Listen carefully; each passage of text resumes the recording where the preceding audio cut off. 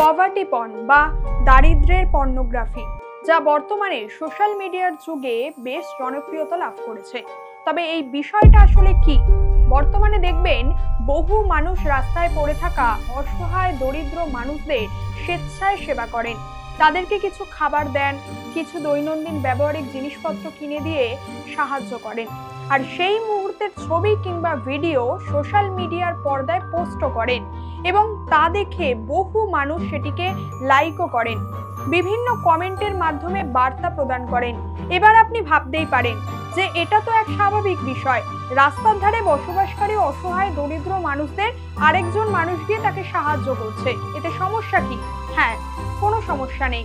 তবে আমারও একটা প্রশ্ন রয়েছে, আচ্ছা, গোটা ভারতবর্ষ তথা পৃথিবীতে তো অসংখ্য এরূপ দরিদ্র অসহায় মানুষ রয়েছে, আর এই সকল মানুষদের আসলে দারিদ্রতা থেকে মুক্ত করতে কি শুধুমাত্র এই পদ্ধতি যথেষ্ট? শুধুমাত্র গুটি কয়েক মানুষকে সাহায্য করে কি আপনি গোটা পৃথিবীর দারিদ্রতা ঘোচাতে পারবেন? নাকি আসলে দারিদ্রতা কমাতে গোড়া থেকেই মূল সিস্টেমটারই পরিবর্তন হওয়া প্রয়োজন? যারা অসহায় গরিব মানুষদের সাহায্য করে তাদের অসহায়তার ছবি সোশ্যাল মিডিয়ায় শেয়ার করেন, তার পিছনে আসল কারণ কি? পভার্টি পর্ন বা দারিদ্র্যের পর্নোগ্রাফি আসলে কি? এর সূত্রপাতই বা হলো কিভাবে? সমাজে এর কি প্রভাব রয়েছে? এর ইতিবাচক দিকগুলি এবং নেতিবাচক দিকগুলি কি কি তা বিস্তারিতভাবে আলোচনা করব এই ভিডিওতে।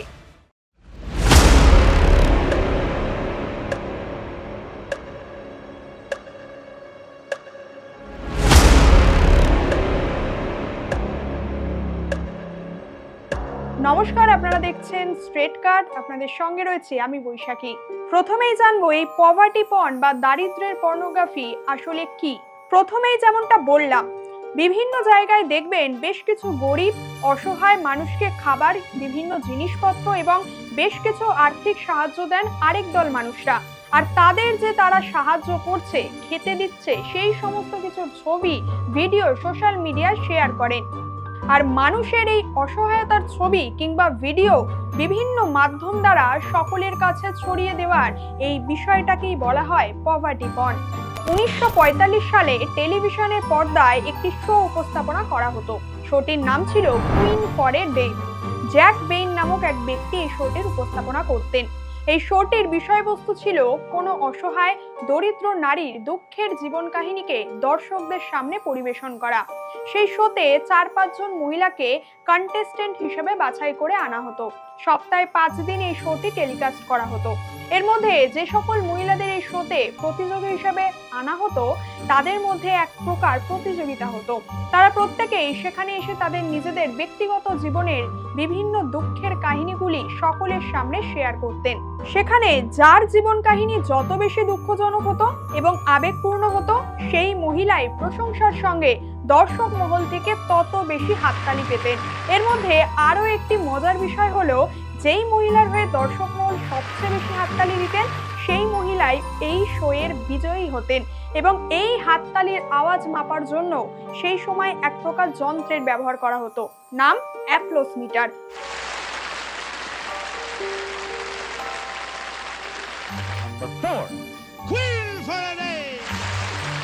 অর্থাৎ যেই মহিলার জীবন কাহিনী যত বেশি দুঃখের হবে, আবেগপূর্ণ হবে, দর্শকদের বিচারে সেই কুইন ফর এ ডে হবে এবং তাকে বিভিন্ন পুরস্কারে পুরস্কৃত করা হবে। সেই সময় এই শোটা এতটাই জনপ্রিয় হয়ে উঠেছিল যে এই শো এর সময়সীমা 30 মিনিট থেকে বাড়িয়ে 45 মিনিট করে দেওয়া হয়েছিল। এই শো এর মাঝে চলা বিভিন্ন বিজ্ঞাপন সহ এই শো এর টিআরপির জন্য তারা প্রচুর টাকা লাভও পেয়েছিল। এবার বিষয়টা সাধারণভাবে দেখতে গেলে সমাজে যতটা আবেগপূর্ণ বার্তা দেয়, বাস্তবে কি তাই? কয়েকজন মহিলাকে কোনো টিভি শোতে এনে বলা হচ্ছে, তুমি তোমার ব্যক্তিগত জীবনের যাবতীয় দুঃখের কাহিনী সকলকে শোনাও, আর দর্শক তোমার দুঃখের সেই কাহিনী শুনে হাততালির মাধ্যমে তোমায় বিজয়ী করবে।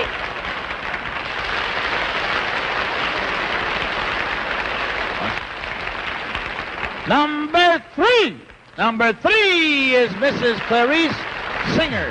এর পরিবর্তে তুমি বেশ কিছু পুরস্কারও পাবে। আচ্ছা, সত্যি কি এর ফলে দেশ থেকে দারিদ্রতা শেষ হয়েছে? কখনো কি ভেবে দেখেছেন যেই মানুষগুলো অসহায় হয়ে নিজেদের দারিদ্রতার কাহিনী সকলকে শোনাচ্ছেন তারা কি আজ নিজের ইচ্ছেই দরিদ্র, নাকি এর পিছনে রয়েছে গোটা সিস্টেমটারই বড়সড় ব্যর্থতা? আসুন প্রথমেই এর বেশ কিছু নেতিবাচক দিকগুলি দেখে নিই। এই ইউটিউবারটিকে দেখুন, তার ইউটিউব চ্যানেলের মূল বিষয়বস্তু হলো কোনো গরিব দরিদ্র অসহায় মানুষকে সাহায্য করে তার সেই অসহায়তার ছবি ভিডিও সোশ্যাল মিডিয়ায় শেয়ার করা। আর এর থেকে এই ব্যক্তি যত ভিউজ পেয়েছে তা থেকে এটা বোঝা সহজ যে সে এসব থেকে একটা মোটা অঙ্কের টাকাও কামিয়েছে এবং বেশ জনপ্রিয়তাও লাভ করেছে এর থেকে। দেখুন, মানুষকে সাহায্য করা, পাশে থাকা নিঃসন্দেহে একটি ভালো বিষয়, তবে সেটা যদি হয় নিঃস্বার্থভাবে। এখানে যে গরিব অসহায় মানুষকে সাহায্য করছে ঠিকই, তবে এটাও কি ঠিক না যে এই ব্যক্তি অন্যের অসহায়তার ছবির সাহায্যে বেশ কিছু টাকাও লাভ করছে, জনপ্রিয়তা লাভ করছে? কখনো কি আপনি চাইবেন আপনার অসহায়তার ছবি দেখে মানুষ বিনোদন নিক, কেউ সেটা নিয়ে ব্যবসা করুক? অনেক সময় দেখবেন বেশ কিছু গরিব অর্থনৈতিকভাবে পিছিয়ে পড়া দেশ কিংবা রাজ্যগুলিতে গিয়ে বিভিন্ন সেলিব্রিটিরা অনুদান দেন, গরিবদের জন্য অনেক কাজ করেন এবং তা সোশ্যাল মিডিয়ায় পোস্ট করেন। বিশ্বের দরিদ্রতম দেশ আফ্রিকার অর্থনৈতিকভাবে পিছিয়ে পড়ার পিছনে একটি বড় কারণ হলো ইউরোপিয়ানরা। ঊনবিংশ শতাব্দীর শেষের দিকে আন্তর্জাতিক রাজনীতির সমীকরণ একেবারে বদলে যায়। একে একে আফ্রিকার বিভিন্ন অঞ্চলের নিয়ন্ত্রণ নিতে থাকে ইউরোপের সাম্রাজ্যবাদী শক্তিগুলি। আফ্রিকানদের উপর নির্মম অত্যাচার, তাদের সম্পদ লুট করা, কৃষ্ণাঙ্গ মানুষদের ওপর শ্বেতাঙ্গদের এক প্রকার তীব্র শোষণের রমরমা ছিল সেই সময়, যা ইউরোপিয়ান এক্সপ্লয়টেশন বা ইউরোপিয়ান শোষণ বলে আমরা জানি। এর পাশাপাশি আফ্রিকাতে যখন ইউরোপিয়ানদের শাসন চলতো তখন দেখা গেছিল আফ্রিকার দক্ষিণ ভাগে যে সমস্ত এলাকাগুলি ছিল সেখানে যাতায়াত ব্যবস্থা খুবই উন্নত ছিল। অন্যদিকে আফ্রিকার উত্তর দিকে যে সমস্ত এলাকাগুলি ছিল সেই সমস্ত এলাকার যাতায়াত ব্যবস্থা খুব একটা উন্নত নয় এবং দক্ষিণ ভাগের থেকে উত্তর ভাগের মানুষজন তুলনামূলকভাবে বেশি দরিদ্র। এবং আফ্রিকার দক্ষিণ ভাগে ইউরোপিয়ানরা উপনিবেশ গড়ে তুলেছিল, আর তাই আফ্রিকার উত্তর দিকে তুলনায় দক্ষিণ দিকের মানুষদের জীবনযাত্রা খানিকটা উন্নত ছিল। সুতরাং এবার একবার ভেবে দেখুন, আফ্রিকার উত্তর দিকের মানুষদের এই যে অর্থনৈতিকভাবে পিছিয়ে পড়া, অনুন্নত জীবনযাপন, বিভিন্ন সুযোগ সুবিধা থেকে বঞ্চিত হওয়ার পিছনে কি তারা নিজেরাই দায়ী, নাকি এর পিছনেও গোটা সিস্টেমটাই দায়ী?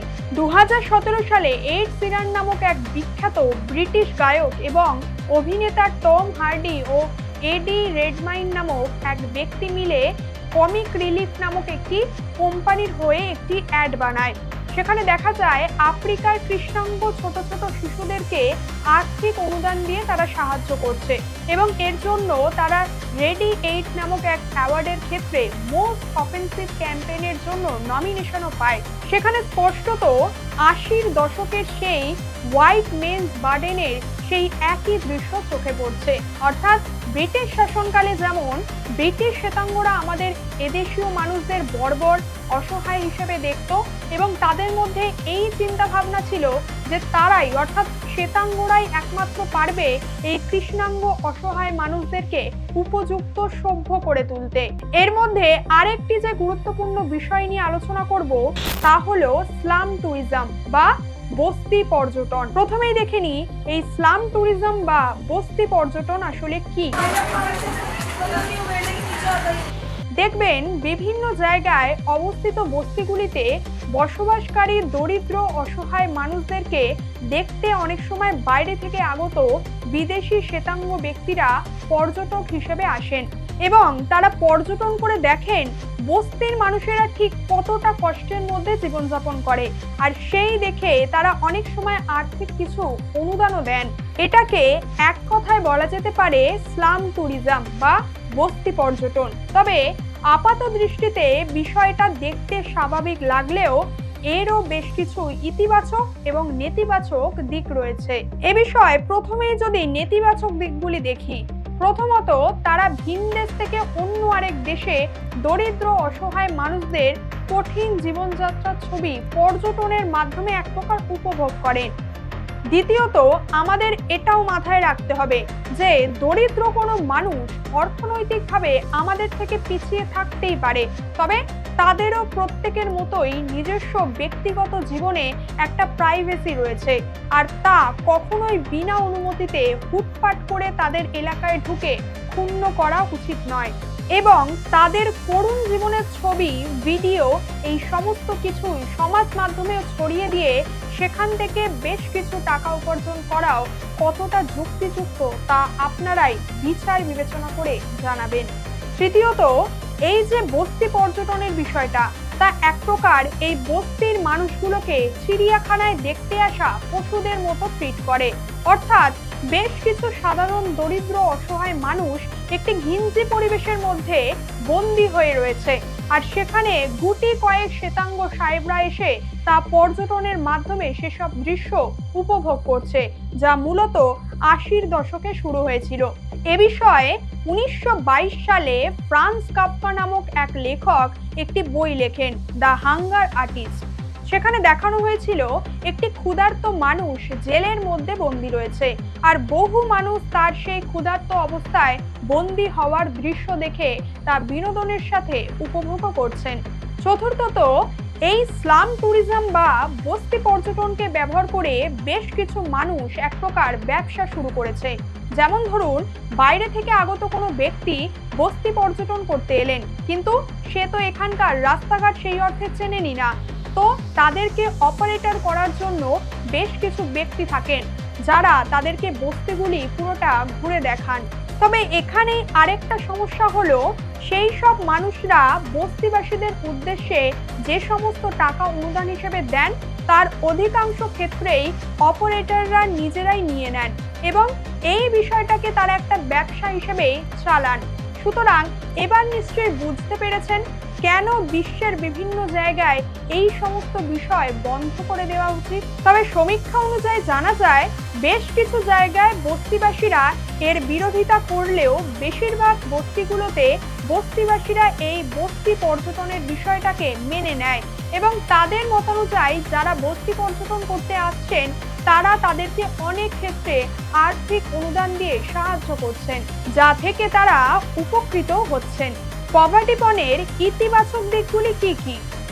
এতক্ষণ তো আপনাদের সামনে পভার্টি পনের নেতিবাচক দিকগুলি তুলে ধরলাম, এবার আপনাদের সামনে তুলে ধরব এর পজিটিভ অর্থাৎ ইতিবাচক দিকগুলি বা কি কি। দেখুন, আপাত দৃষ্টিতে আমরা যা দেখলাম যে পভার্টি পর্ন মিডিয়া থেকে শুরু করে সোশ্যাল মিডিয়ার বিভিন্ন ইউটিউবার, ইনফ্লুয়েন্সাররা এটিকে ব্যবহার করে পেশাগতভাবে এটিকে একটা ব্যবসা হিসেবে বেছে নিয়েছেন। তবে বিভিন্ন চ্যারিটিগুলির তরফ থেকেও একটা যুক্তি রয়েছে। তাদের মতে তারা যদি এই সমস্ত ছোট ছোট দরিদ্র বাচ্চাদের ছবি কিংবা অসহায় মানুষদের ছবি, ভিডিও সোশ্যাল মিডিয়ার মাধ্যমে বিভিন্ন মানুষদের কাছে ছড়িয়ে না দেন, তাহলে সেখান থেকে সেই দুস্থ মানুষদের সাহায্য করতে, আর্থিক অনুদান দিতে মানুষ এগিয়ে আসবে না। সুতরাং সেই কারণেই তারা এই সমস্ত ছবির ব্যবহার করে থাকেন মানুষদের দৃষ্টি আকর্ষণ করে আবেগপূর্ণ করার জন্য। অন্যদিকে বিভিন্ন টিভি শো থেকে শুরু করে বিভিন্ন রিয়েলিটি শোগুলো পরিচালনাকারীদের মতে তারা দুস্থ অসহায় মানুষদের এই কারণে এই শোগুলিতে ডেকে আনেন যাতে তাদের কঠিন জীবন সংগ্রামের কাহিনীর বিষয়ে মানুষ জানতে পারে। তাই এতে তারা তেমন কোনো সমস্যার কারণ দেখেনি না। তবে এর মাধ্যমেও কতটা বিশ্ব থেকে দারিদ্রতা দূর হয়েছে তার যদি পরিসংখ্যানগত দিকে নজর রাখি, তাহলে দেখা যাবে বিগত ২০ বছরে তা বেশ কিছুটা কমেছে ঠিকই, তবে দ্য ওয়ার্ল্ড ব্যাংকের এক রিপোর্ট অনুযায়ী এই পরিমাণ কমলেও তা এখন খুবই ধীর গতিতে হয়ে গিয়েছে। তবে এরকম বেশ কিছু চ্যারিটির মাধ্যমে বেশ কিছু অনুন্নত অঞ্চলগুলি উন্নত হয়েছে। ২০১৯-এর এক রিপোর্টে দেখা গেছে এই ধরনের চ্যারিটির মাধ্যমে প্রায় $৪৫০ বিলিয়ন অর্থ উঠে এসেছে। তবে বিষয়টা অসহায় দুস্থ গরিব মানুষদের জন্য সুবিধাজনক হলেও এই বিষয়টাকে নিয়েও অনেক ইউটিউবার থেকে শুরু করে বিভিন্ন সোশ্যাল মিডিয়ার ইনফ্লুয়েন্সাররা এটিকে নিজেদের ব্যবসায়িক স্বার্থে ব্যবহার করে প্রচুর অর্থ উপার্জন করে, যা সমাজের জন্য একটি ক্ষতিকারক দৃষ্টান্ত। আজ আপনাদের সঙ্গে বহু চর্চিত এবং জনপ্রিয় একটি বিষয় পভার্টি পর্ন বা দরিদ্রের পর্নোগ্রাফি নিয়ে বিস্তারিতভাবে আলোচনা করলাম। এ বিষয়ে আপনার কি মতামত? আপনার মতামত অবশ্যই কমেন্টের মাধ্যমে জানাবেন আমাদের। এরকমই আরো তথ্যভিত্তিক ভিডিও দেখতে অবশ্যই চোখ রাখতে ভুলবেন না স্ট্রেট কাটে।